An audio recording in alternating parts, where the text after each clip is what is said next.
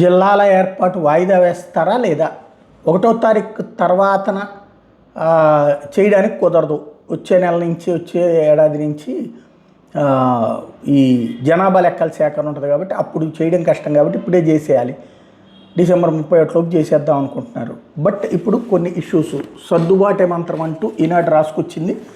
జిల్లాల పునర్విభజనలో పీట ముడిపడింది. 4 నియోజకవర్గాలను 19 మండలాలతో మదనపల్లి జిల్లా ఏర్పాటు తర్వాత ప్రస్తుత అన్నమయ్య జిల్లా 3 నియోజకవర్గాలతో రాష్ట్రంలో అతి చిన్న జిల్లాగా మిగిలిపోతుంది.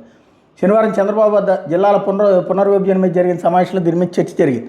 ప్రత్యేక జిల్లాగా కొనసాగించలేని పరిస్థితి, చిన్న జిల్లాల కారణంగా ఇప్పటికే తెలంగాణలో ఎదురవుతున్న ఇబ్బందుల మీద చర్చించారు.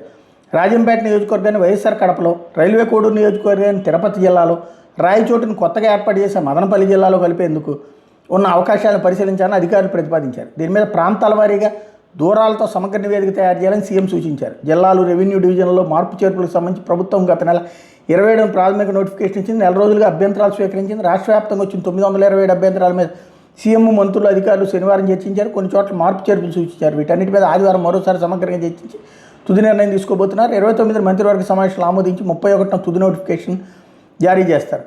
గ్రేటర్ విజయవాడ, గ్రేటర్ తిరుపతిల ఏర్పాటు మీద అధికారులు సమగ్ర ప్రజెంటేషన్ ఇచ్చారు. వీటి ఏర్పాటుకు సీఎం చంద్రబాబు కూడా సానుకూలత వెలిపించారు. అయితే జనగణన నేపథ్యంలో ఏర్పాటుకు సరిపడే సమయం కూడా లేదు అన్నటువంటి చెప్పుకొచ్చారు.